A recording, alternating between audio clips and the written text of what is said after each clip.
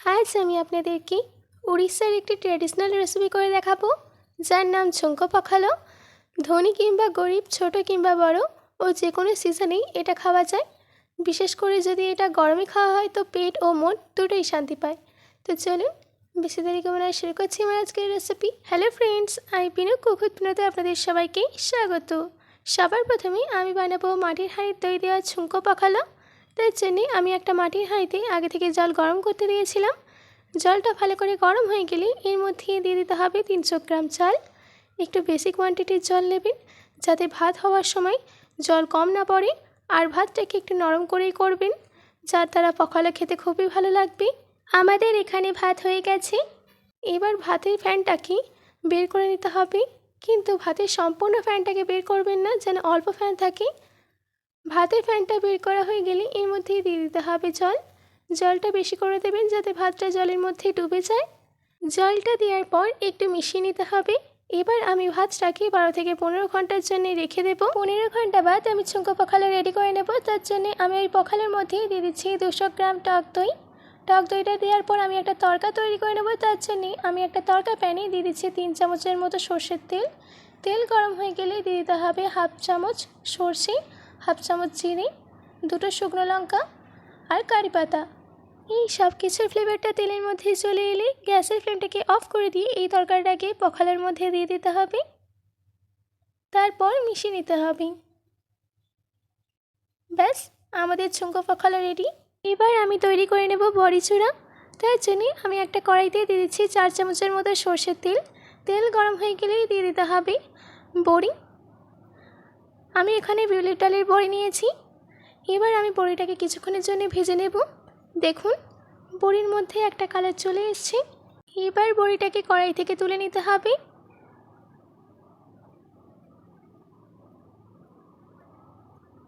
এবার আমি বড়ি চূড়াটাকে রেডি করে নেব। তার জন্য আমি একটা দিস্তায় দিয়ে দিচ্ছি কয়েক টুকরো কেটে রাখার পেঁয়াজ, দিচ্ছি 7 কোয়া রসুন, 3টে কাঁচা লঙ্কা। এবার এই সব কিছুকে থেতো করে নিতে হবে।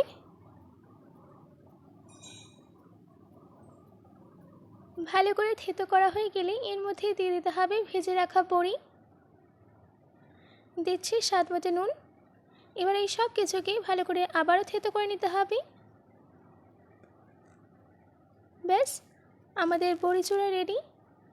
এবার আমি তৈরি করে নেব আলু ভর্তা। তার জন্যে আমি ওই বড়ি ভাজার তেলেই দিয়ে দিচ্ছি 4টে শুকনো লঙ্কা। শুকনো লঙ্কাটাকে ভেজে নিতে হবে। দেখুন, শুকনো লঙ্কাটা ভাজা হয়ে গেছে। এবার এই শুকনো লঙ্কাটাকে তেল থেকে তুলে একটা প্লেটে রেখে দিতে হবে। এবার এর মধ্যে দিয়ে দিতে হবে কিছুটা পেঁয়াজ, দিচ্ছি স্বাদ মতো নুন। এবার এই সব কিছুকে মেখে নিতে হবে। তারপর এর মধ্যে দিয়ে দিচ্ছি 2টো সেদ্ধ করে নেওয়া আলু। আমি আগে থেকে 2টো আলু সেদ্ধ করে নিয়েছিলাম। এবার আমি আলুটাকে ভালো করে এই সব কিছুর সঙ্গে মেখে নেব। আলুটা মাখা হয়ে গেলে এর মধ্যে দিয়ে দিতে হবে 1.5 চামচের মতো সর্ষের তেল।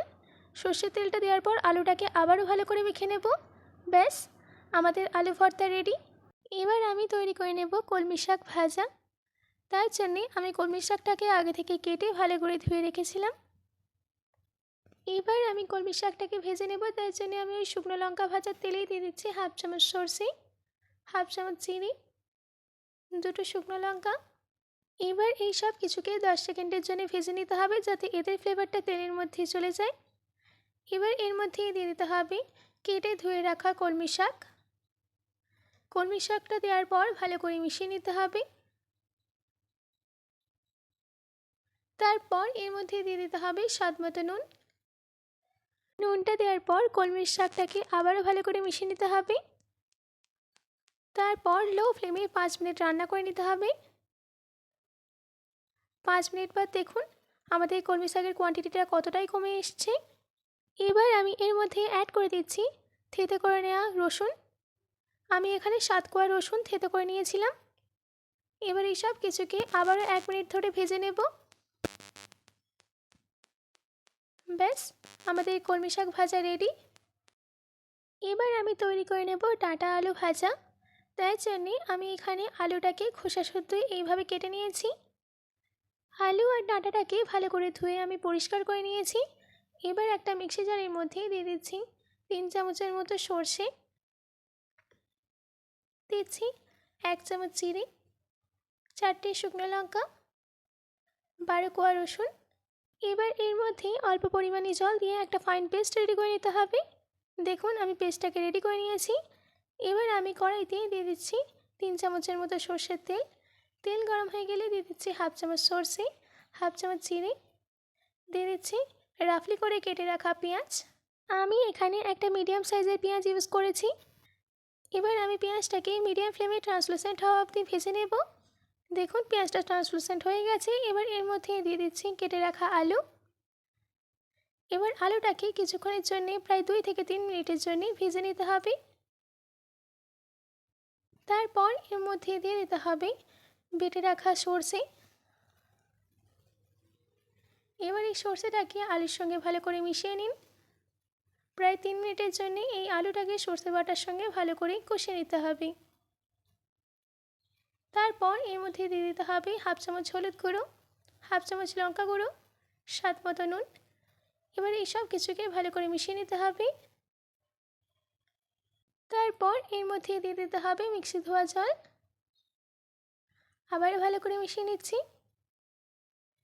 এবার একটু ফুটে আসা অবধি ওয়েট করব। দেখুন আমাদের ঝোলটা ফুটে এসছে। এবার এর মধ্যে দিয়ে দিচ্ছি ডাঁটাটাকে এই সব কিছুর সঙ্গে ভালো করে মিশিয়ে নিলাম। এবার 6 থেকে 7 মিনিটের জন্য মিডিয়াম ফ্লেমে ঢাকা দিয়ে রান্না করে নিতে হবে। আর মাঝের মধ্যেই ঢাকাটাকে খুলে একটু মিশিয়ে নেবেন আর দেখবেন যাতে পুড়ে না যায়। 7 মিনিট বাদ আমাদের এখানে জলটা শুকিয়ে গেছে। আবার ভালো করে মিশিয়ে নিচ্ছি। দেখুন আমাদের এখানে আলুটাও সেদ্ধ হয়ে গেছে। তার মানে আমাদের এখানে ডাঁটা আলু ভাজা একদম রেডি। এবার গ্যাসের ফ্লেমটাকে অফ করে দিয়ে এটাকে একটা প্লেটে নামিয়ে নেব। এবার আমি তৈরি করে নেব বেগুন ভর্তা। তার জন্য আমি এখানে নিয়েছি 2টো টমেটো, 7 কোয়া রসুন, 4টে কাঁচা লঙ্কা আর এখানে বেগুনটাকে এইভাবে মাঝখানে কেটে নিয়েছি। এবার আমি এই বেগুনের মাঝখানে দিয়ে দিচ্ছি কাঁচা লঙ্কা আর রসুন। কাঁচা লঙ্কা আর রসুনটাকে বেগুনের মধ্যে দেওয়া হয়ে গেলে এবার আমি বেগুন আর টমেটোটাকে পুড়িয়ে নেব। তার জন্যে আমি গ্যাসের ওপর এইরকম একটা স্ট্যান্ড রেখেছি। এবার আমি এর ওপরে বেগুন আর টমেটোটাকে রেখে দিচ্ছি। আমাদের এখানে বেগুন ও টমেটো পোড়া হয়ে গেছে। এবার একটা বলে রেখে এইগুলো থেকে খোসা ছাড়িয়ে নিতে হবে। যদি আমার আজকের এই রেসিপিটি আপনাদের ভালো লাগে তো প্লিজ লাইক করবেন, ও আপনারা যদি এই রেসিপিটি ইউটিউবে দেখেন তো সাবস্ক্রাইব করে পাশে থাকা বেল আইকনটি ক্লিক করে দেবেন। আর যদি ফেসবুকে দেখেন তো পিনুস কিচেনকে ফলো করে দেবেন। আর এই রেসিপিটিকে প্রচুর পরিমাণে প্রত্যেকের কাছে শেয়ার করতে একদম ভুলবেন না। বেগুন আর টমেটো থেকে খোসা ছাড়ানো হয়ে গেলে দিয়ে দিতে হবে স্বাদ মতো নুন। দিচ্ছি পেঁয়াজ কুচি, ভেজে রাখা বড়ি, দিচ্ছি ধনেপাতা কুচি আর দিয়ে দিচ্ছি 2 চামচের মতো সর্ষের তেল। এবার এই সব কিছুকে ভালো করে মেখে নিতে হবে। ব্যাস আমাদের এখানে বেগুন ভর্তা রেডি। এবার আমি তৈরি করে নেব পেঁয়াজের পকোড়া। তার জন্যে আমি এখানে বেসন নিয়েছি 150 গ্রাম, দিচ্ছি হাফ চামচ লঙ্কা গুঁড়ো, 1/4 টেবিল স্পুন হলুদ গুঁড়ো, স্বাদ মতো নুন। এবার এই সব শুকনো ইনগ্রেডিয়েন্টসগুলোকে ভালো করে মিশিয়ে নিতে হবে। তারপর এর মধ্যে দিয়ে দিতে হবে 2টো কাঁচা লঙ্কা কুচি, একটা মিডিয়াম সাইজের কেটে রাখা পেঁয়াজ, কারি পাতা কুচি আর অল্প পরিমাণে জল দিয়ে এই সব কিছুকে ভালো করে মিশিয়ে নেব। আমি এখানে 5 থেকে 6 চামচের মতো জল ইউজ করেছি। আমাদের এখানে ব্যাটারটা একদম রেডি। এবার আমি পেঁয়াজিগুলোকে ভেজে নেব। তার জন্য আমি আগে থেকে কড়াইতে মিডিয়াম ফ্লেমে তেল গরম করতে দিয়েছিলাম।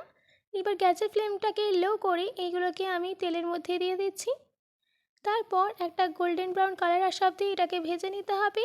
পেঁয়াজিগুলোকে মিডিয়াম টু লো ফ্লেমে করে ভেজে নিতে হবে, হাই ফ্লেমে একদম ভাজবেন না, হলে ভেতরটা কাঁচা থেকে যাবে। আমাদের এখানে পেঁয়াজি রেডি হয়ে গেছে। এবার আমি তেল থেকে এই পেঁয়াজিগুলোকে তুলে নিচ্ছি। ব্যাস আমাদের ঝুঁকো পখালের সঙ্গে খাওয়ার জন্য সব কিছু রেডি। এবার আমি সার্ভ করে নেব। তার জন্য আমি একটা মাটির পাত্রে ঝুঁকো পখালাটাকে বেড়ে নিয়েছিলাম। এবার এর ওপর থেকে একটু দই ছড়িয়ে দিলাম, দিচ্ছি হাফ চামচের মতো নুন আর উপর থেকে দিয়ে দিচ্ছি তড়কা। এবার আমি একে একে দিয়ে দিচ্ছি আলু ভর্তা, শাক ভাজা, ডাঁটা আলু ভাজা, বেগুন ভর্তা বড়ি চূড়া, দিচ্ছি পেঁয়াজি, আর দিয়ে দিচ্ছি শসা, কাঁচা লঙ্কা আর লেবু। ব্যাস রেডি হয়ে গেছে আমাদের উড়িষ্যার ট্র্যাডিশনাল রেসিপি ঝুমকো পখালা। আশা করছি আমার আজকের এই রেসিপিটি আপনাদের ভালো লেগেছে। বাড়িতে এটি অবশ্যই ট্রাই করবেন ও কমেন্ট করে জানাবেন যে কেমন হয়েছে। আজকের মতো এটুকু, আবার দেখা হচ্ছে অন্য কোনো রেসিপি নিয়ে। ভালো থাকবেন, সুস্থ থাকবেন, ধন্যবাদ।